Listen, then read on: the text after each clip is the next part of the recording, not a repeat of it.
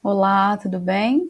Seja bem-vindo, seja bem-vinda à nossa aula sobre comunicação oficial, especificamente sobre ofício, certo?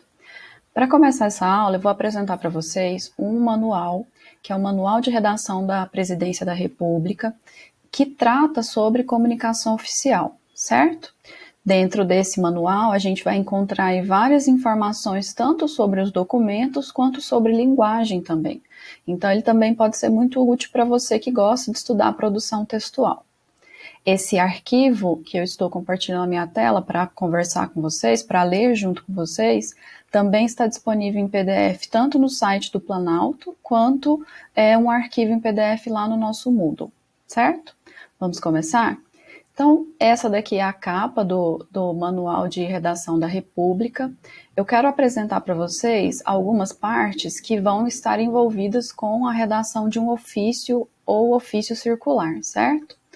Então, a primeira parte aqui que eu quero mostrar para vocês é o sumário.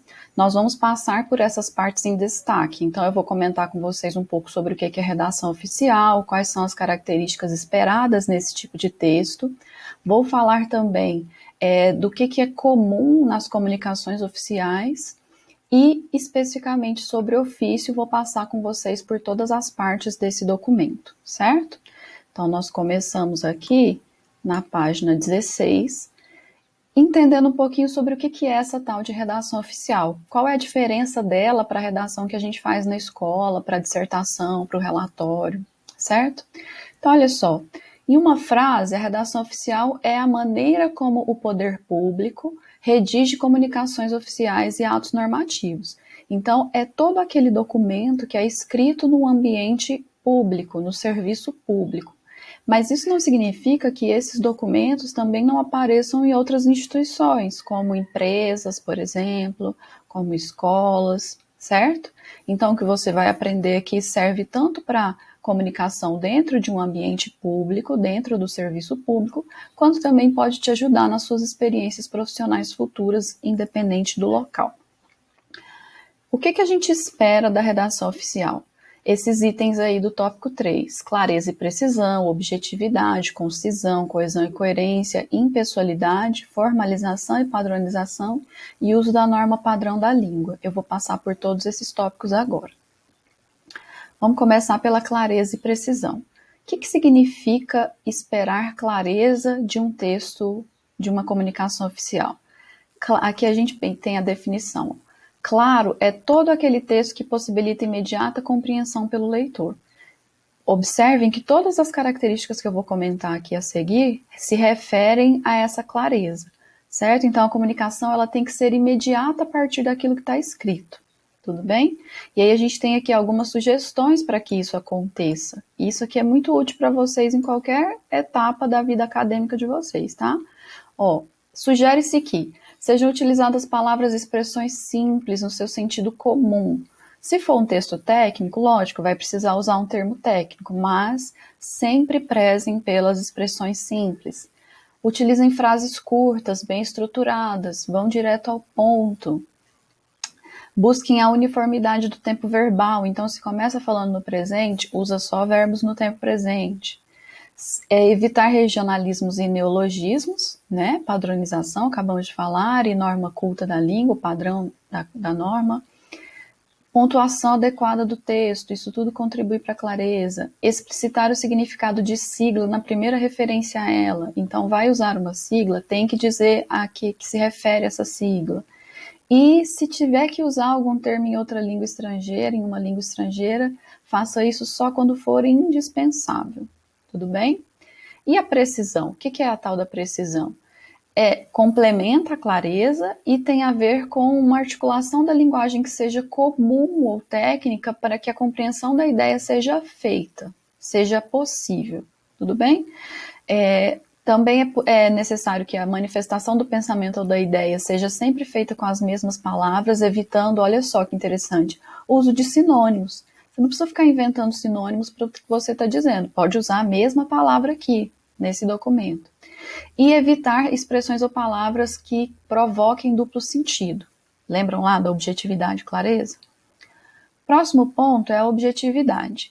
Ser objetivo aqui significa ir direto ao assunto que se deseja abordar, sem voltas e sem redundância, sem repetição desnecessária, certo? E aí é que eles dão uma dica muito legal, que você tente identificar a hierarquia entre as ideias. Qual que é a sua ideia fundamental e qual que é a ideia secundária a ser transmitida nessa comunicação oficial. As ideias secundárias vão ajudar a explicar melhor a ideia principal. E aí elas precisam ser analisadas para ver se elas podem ser dispensadas ou não, certo? Concisão. O que é a concisão? É aquele texto, é aquela qualidade que em um texto faz com que ele transmita o máximo de informações com o mínimo de palavras possível. É difícil para quem, como eu, é prolixo, que fala muito, mas num documento oficial é importantíssimo seguir a concisão. Tem um exemplo aqui que eu sugiro que depois vocês leiam de como é que um texto cheio de adjetivos foi transformado aqui em um texto conciso.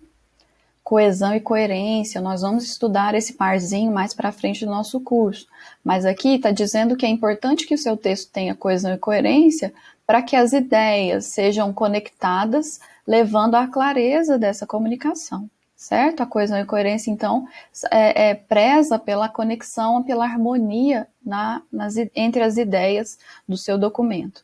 E aqui é muito interessante também que ele traz alguns mecanismos que provocam a coesão e coerência, que é a referência, a substituição, a elipse e o uso de conjunções. Eu não vou detalhar essas experiências, essas estratégias agora. Você pode acessar o documento e ler esses exemplos, inclusive, e nós vamos estudá-las mais à frente no nosso curso também.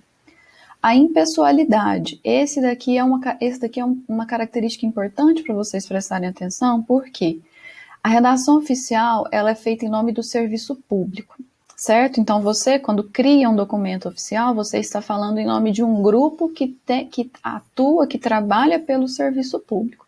E aí é muito difícil você fazer isso falando das suas demandas pessoais. Então eles vão mostrar aqui nesse manual algumas formas de demonstrar essa impessoalidade no seu texto.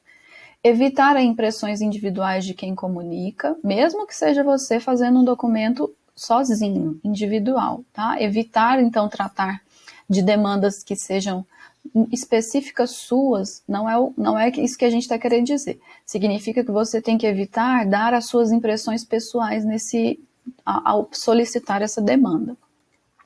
É preciso tratar a pessoa que recebe o documento com impessoalidade também, então nada de intimidade por escrito, certo? E o assunto também tem que ser tratado de modo impessoal, tá? Levando a crer, levando a informação de que aquela demanda ela não é para o seu benefício único, mas sim para uma comunidade de pessoas que precisam do serviço público. Sobre a formalidade e padronização. Então, esses documentos têm que ser padronizados. Vocês vão ver mais à frente que eu vou mostrar qual que é o padrão para o ofício ou para o ofício circular. A gente tem que seguir. E aí aqui tem um comentário interessante sobre o uso da norma culta e da necessidade dela nesse documento, não como demonstração de poder ou de conhecimento, com utilização de um vocabulário rebuscado, mas sim para cuidar da padronização. Porque se a gente relaxa um pouco e usa um regionalismo, uma expressão própria da nossa comunidade, esse texto ele pode não ser acessível para alguém que está fora da mesma comunidade que nós estamos, certo? Então, olha só aqui, a língua culta é contra a pobreza de expressão e não contra a sua simplicidade.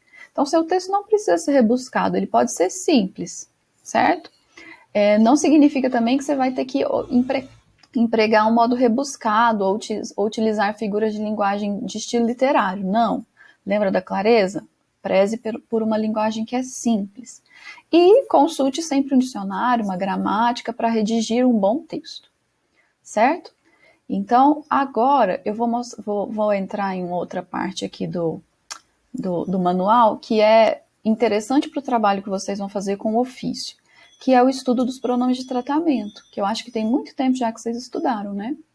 Eu sugiro que vocês acessem essa tabelinha que vem aqui com os exemplos, porque no uso da comunicação oficial é importantíssimo usar bem os pronomes de tratamento, certo? E você vai usá-lo em 3 lugares. no vocativo, aliás, no endereçamento, que é aquela abertura do documento oficial, no vocativo, que é o modo como você trata a pessoa com quem você se comunica, e no endereçamento, no final, na despedida.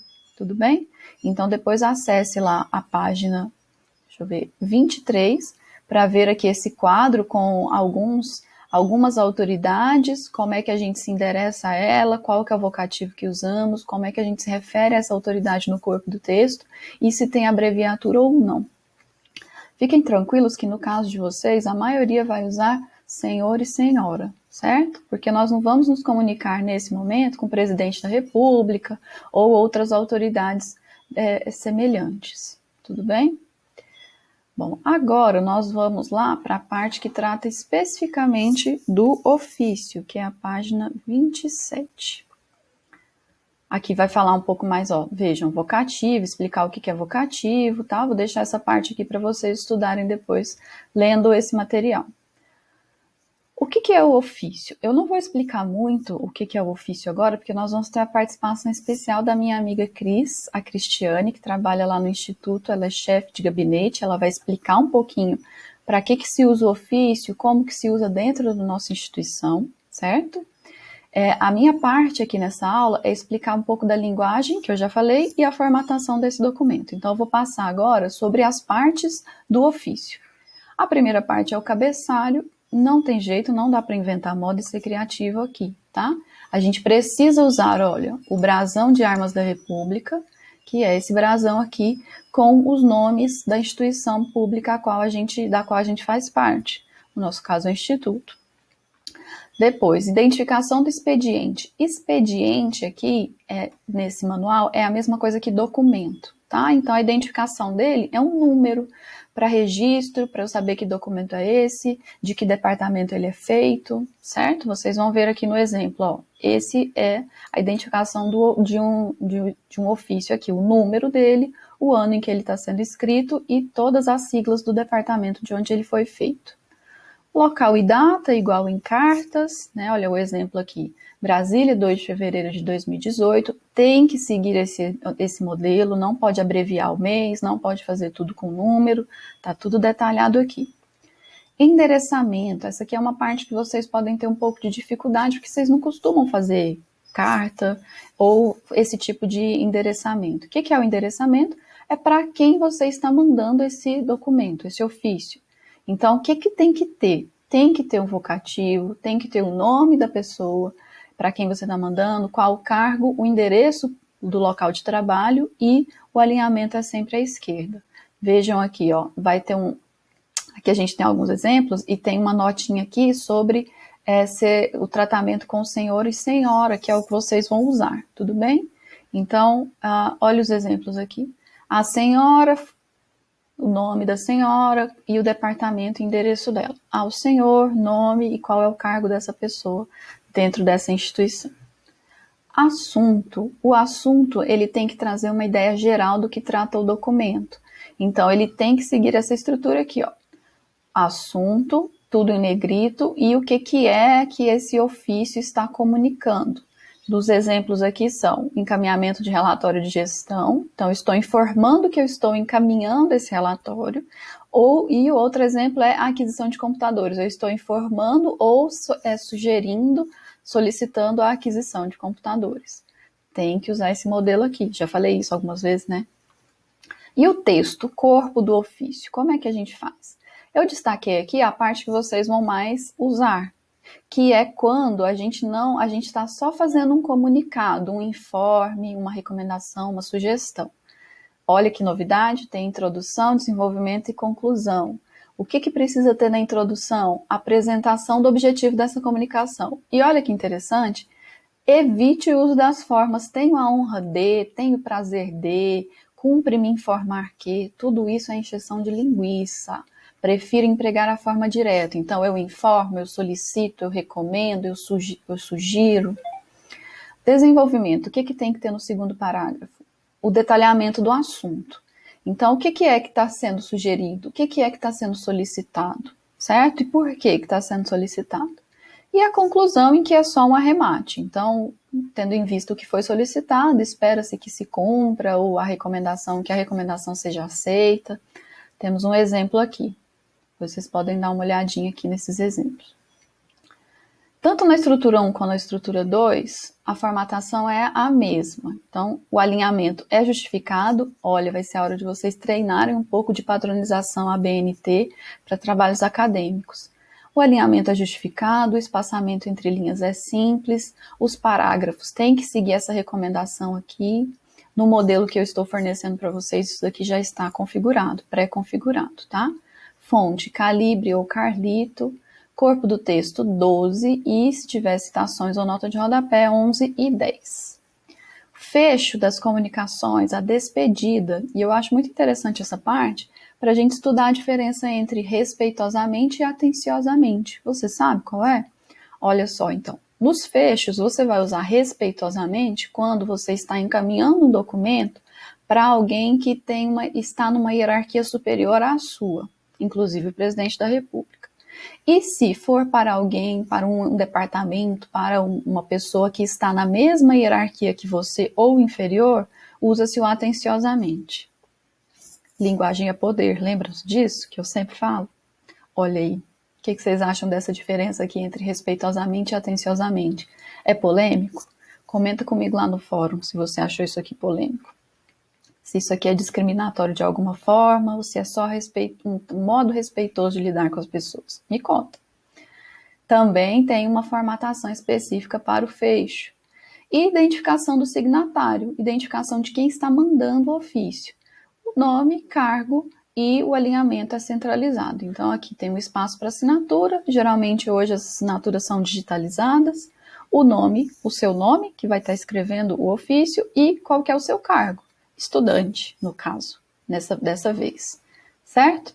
Formatação e apresentação desse ofício. Aqui é formatação geral. O modelo que eu estou fornecendo para vocês já está de acordo com essa formatação aqui, porque eu peguei ele emprestado da Universidade Federal de Santa Catarina, certo? Eu só mudei lá algumas coisas para se adequar ao IF Goiano. Então, quem tiver curiosidade de saber como é que se formata o documento, pode recorrer aqui ao item 5.2. Certo? E aqui também é interessante que eles trazem aqui vários modelos de ofício para vocês olharem. Pode ser legal para vocês darem uma olhada em linguagem, copiar alguns exemplos de frases. Ó, são vários. Lá no sumário pareciam muitas páginas, mas é por isso aqui, ó. São muitos exemplos, certo? Bom, então essa foi a nossa aula sobre comunicação oficial. Eu espero que vocês tenham entendido o objetivo dessa comunicação oficial e aprendido a como consultar o manual de redação da República, porque ele vai ser importante para os exercícios que nós faremos, certo? Como eu havia dito, a Cris vai me ajudar nessa aula, falando um pouco sobre como é que é a realidade dela usando os ofícios no cotidiano. Muito obrigada, tudo de bom para vocês e até breve.